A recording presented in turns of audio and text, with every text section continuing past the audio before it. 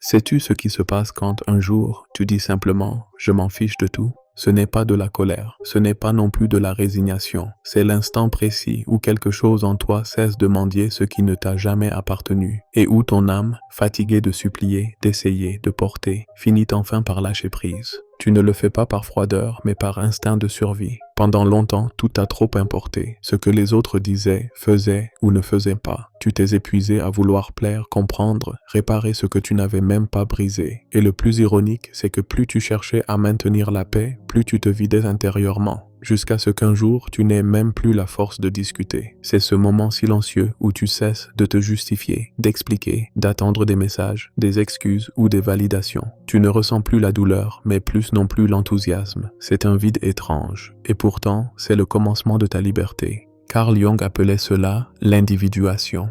Le processus par lequel l'âme se détache du bruit extérieur pour entendre sa propre voix. Et ce moment, celui où plus rien ne t'importe vraiment, n'est pas la fin de ton humanité, mais le début de ta véritable conscience. Quand tu dis « je m'en fiche de tout », le monde te regarde comme si tu avais perdu quelque chose d'essentiel. Mais ce que peu comprennent, c'est que tu n'as rien perdu, tu t'es allégé. Tu n'es pas devenu froid, tu es devenu sélectif. Tu as appris dans la douleur qu'on ne peut pas vivre en étant le miroir des attentes des autres. Pense à toutes ces fois où tu as donné des explications inutiles juste pour préserver l'harmonie. À toutes ces fois où tu as fait semblant d'aller bien pour ne pas déranger. À toutes ces fois où tu as supporté des remarques déguisées en conseils ou des regards qui jugent sans connaître ton histoire. Tu l'as fait pour garder la paix, mais tu as fini par perdre la tienne. Cette phrase « je m'en fiche de tout » ne naît pas de l'indifférence. Elle naît de l'épuisement émotionnel de celui qui a vraiment aimé. C'est l'écho de quelqu'un qui a donné plus qu'il n'avait. Et ce n'est pas que le monde ne t'importe plus, c'est simplement que tu ne lui laisses plus le droit de définir ta valeur. La société te vend une idée de l'empathie qui frôle le sacrifice de soi. On t'a appris qu'il est noble de te soucier des autres, mais on a oublié de t'enseigner à te soucier de toi. On t'a fait croire que penser à toi-même, c'est de l'égoïsme, alors qu'en réalité, c'est de l'équilibre. Le problème n'est pas de ressentir, mais de trop ressentir, sans direction.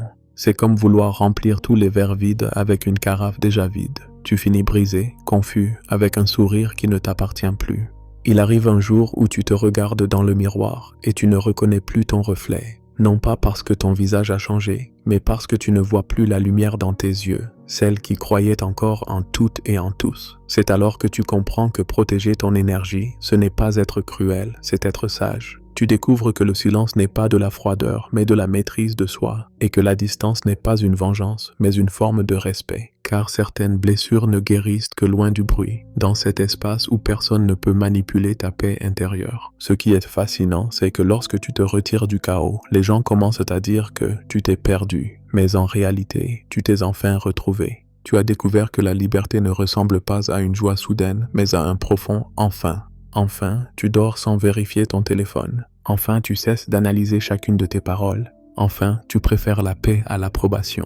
Et ce « je m'en fiche de tout » devient une sorte d'armure invisible. Non pas pour fermer ton cœur, mais pour empêcher qu'on le piétine. Il y a un moment dans la vie où l'esprit se lasse de rejouer les mêmes scénarios. Tu te lèves un matin, tu regardes autour de toi et tu te dis « ai-je vraiment besoin de continuer à me battre pour ça ?»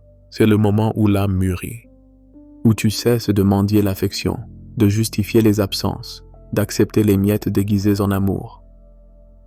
Tu n'essaies plus de convaincre qui que ce soit de ta valeur, parce que tu l'as enfin comprise toi-même. Et c'est là que commence quelque chose de puissant, la désintoxication émotionnelle, non pas des personnes, mais des habitudes, de ce besoin d'être accepté, de cette manie de courir après ce qui s'éloigne, de cette impulsion de toujours t'expliquer, en espérant être compris. Nous vivons à une époque où les gens confondent l'intérêt sincère avec une attention passagère. Ils t'écrivent quand ils s'ennuient, te complimentent quand ils ont besoin de toi, t'oublient quand tu ne nourris plus leur ego. Et si tu refuses de jouer à ce jeu, ils te traitent de distant. Mais le plus curieux, c'est que la distance révèle en réalité qui voulait vraiment rester, et qui ne faisait que se divertir avec toi. La paix intérieure ne vient pas quand tout va mieux, mais quand tu n'as plus besoin que tout soit comme tu l'avais imaginé.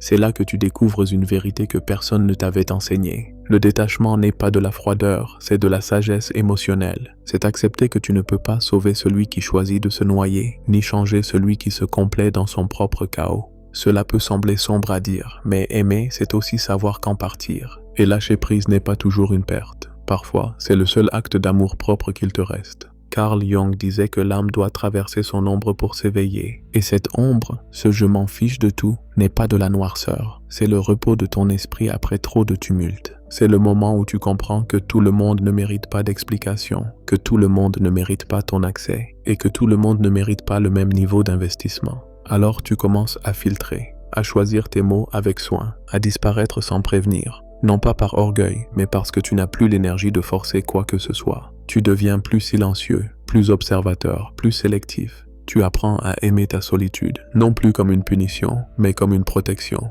Et ce qui est fascinant, c'est la réaction des autres. Quand leur indifférence ne t'atteint plus, ils essaient de te provoquer. Quand tu ne réponds plus, ils tentent de te manipuler. Quand tu n'as plus peur d'eux, ils cherchent à te faire culpabiliser. Mais là réside la leçon.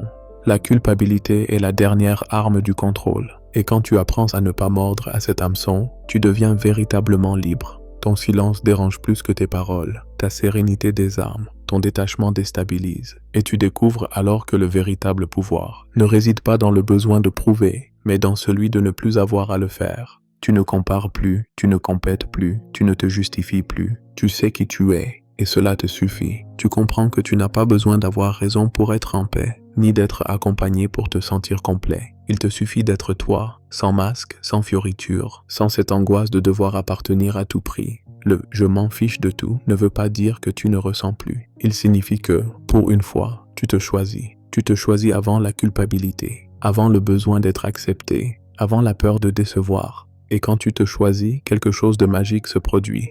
La vie commence à se remettre en ordre d'elle-même. Les personnes qui ne te correspondent plus s'éloignent. De nouvelles opportunités apparaissent. Tu recommences à bien dormir. Tu te regardes dans le miroir sans colère, sans reproche, sans cette impression de te trahir pour plaire. Et tu comprends enfin une vérité essentielle. Tu n'as pas besoin de fermer toutes les portes. Il suffit d'arrêter de frapper à celles qui ne se sont jamais ouvertes. C'est là, le véritable point de bascule. L'instant précis où tu cesses de courir après et commences à attirer. Où tu ne cherches plus à prouver quoi que ce soit, tu te contentes d'exister. Où ton énergie devient si stable que ceux qui vivent du drame ne savent plus comment t'approcher. Ce qui, au début, ressemblait à de l'apathie se transforme en paix. Ce qui semblait être de la solitude devient clarté. Et ce qui paraissait une perte finit par être ta renaissance. Voici la révélation la plus puissante. Quand rien ne t'atteint plus, ce n'est pas que le monde ait changé. C'est que tu as changé ta manière de le voir. Tu ne luttes plus contre la réalité. Tu n'exiges plus que les autres soient ce que tu espérais. Et ce simple ajustement intérieur transforme tout. Tu commences à comprendre que beaucoup de batailles n'ont jamais été extérieures. Ce n'était pas la personne qui t'ignorait, c'était ton besoin d'être approuvé. Ce n'était pas ton travail qui t'épuisait, c'était ta peur de ne rien valoir sans produire. Ce n'était pas le rejet, c'était ton addiction à l'acceptation. Et quand cette prise de conscience s'installe, c'est comme un éveil. Comme si, pour la première fois, tu respirais sans la pression de devoir prouver ton existence. Tu comprends alors que la liberté, ce n'est pas faire ce que tu veux, c'est cesser de dépendre de ce qui te détruit. Le « je m'en fiche de tout » n'est pas une abdication de la vie, mais un changement de priorité. Avant, tu voulais que tout se passe bien. Désormais, tu veux simplement que ton âme soit en paix. Avant, tu cherchais à avoir raison. Désormais, tu préfères la sérénité. Avant, tu craignais de décevoir. Désormais, tu sais que celui qui t'aime vraiment n'attend pas de toi la perfection.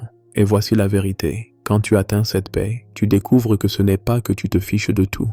C'est que tu te soucies enfin de ce qui compte. Tu tiens à ta santé mentale, à ton temps, à ton énergie, à ton but. Tu tiens aux personnes qui prennent aussi soin d'elles, qui bâtissent, qui apportent de la valeur. Tu tiens à ne plus te perdre au milieu des autres. C'est cela, la maturité émotionnelle dont parlait Jung. Trouver l'équilibre entre l'ombre et la lumière, entre ce que tu donnes et ce que tu gardes. Il ne s'agit pas d'éteindre ton cœur, mais de lui apprendre à tracer ses limites. Car aimer sans limite n'est pas aimer, c'est se sacrifier. Et nul n'a été créé pour vivre crucifié au nom de l'empathie. Alors, quand on t'entendra dire « je m'en fiche de tout », qu'on ne confonde pas cela avec de la froideur. Cette phrase est la prière silencieuse de celui qui a survécu à son propre effondrement émotionnel, de celui qui a touché le fond et a choisi d'y rester juste assez longtemps pour se reconstruire de l'intérieur. Et voici la plus belle des paradoxes. Quand tu te fiches enfin de tout, tout commence à fleurir. Les relations deviennent plus sincères car tu n'as plus besoin de les forcer. Les opportunités se présentent d'elles-mêmes car ton énergie ne vibre plus dans la peur ou le manque. Et l'univers, ou Dieu si tu préfères, commence à agir en ta faveur parce que, pour la première fois, tu as cessé d'interférer. Tu as cessé de frapper aux portes fermées et tu as commencé à prendre soin de celles qui s'ouvrent. Tu as cessé de pleurer ce qui est parti et tu as commencé à remercier pour ce qui reste. Et c'est là le vrai miracle. Découvrir que tu n'as pas besoin de plus, mais de moins de tout ce qui t'enlève la paix. Atteindre le point où plus rien ne t'affecte ne signifie pas que tu sois devenu insensible à la douleur, mais que tu as appris à ne plus t'y installer. Tu as appris à traverser la souffrance sans y construire ta maison. C'est la différence entre ressentir et souffrir, entre vivre et se traîner. Tu sais maintenant que la vie n'est pas une question de contrôle, mais de confiance. Tu fais confiance à ce qui est parti, car cela a déjà accompli sa mission. Tu fais confiance à ce qui arrive, car cela apporte un enseignement. Et surtout, tu te fais confiance à toi-même. Et cette confiance, c'est ce qui te rend invincible. Tu n'as plus peur des fins, car tu comprends que chaque clôture laisse place à quelque chose de plus authentique. Tu n'as plus peur du silence, car c'est là que tu entends ta véritable voix. Tu ne cherches plus la validation, car la paix intérieure est devenue ta nouvelle langue. Et lorsque tu regardes en arrière, tu réalises que tu n'as pas perdu autant que tu le pensais. Seulement ce qui n'était plus aligné avec toi s'est effondré. Ce qui est resté t'appartenait. Ce qui est parti devait partir. Alors continue, avance léger. Ne te blâme pas d'avoir changé, d'avoir lâché prise, de ne plus ressentir comme avant. Cela ne fait pas de toi quelqu'un d'insensible. Cela fait de toi quelqu'un de libre. Et si un jour tu en doutes, souviens-toi de ceci. Il n'y a rien de plus puissant qu'un cœur, qui ne cherche plus la vengeance, mais le repos, qui ne réagit plus, mais comprend, qui ne s'épuise plus à convaincre, mais choisit la paix. Parce que la véritable force ne réside pas dans le fait de tout supporter, mais dans la sagesse de savoir quand arrêter. Et la vraie liberté ne vient pas quand tu contrôles tout, Mais quand tu comprends que tu n'as pas besoin de tout contrôler pour être en paix. Alors oui, peut-être dis-tu aujourd'hui, je m'en fiche de tout. Mais au fond, ce que tu dis vraiment, c'est Maintenant, enfin, je me choisis moi.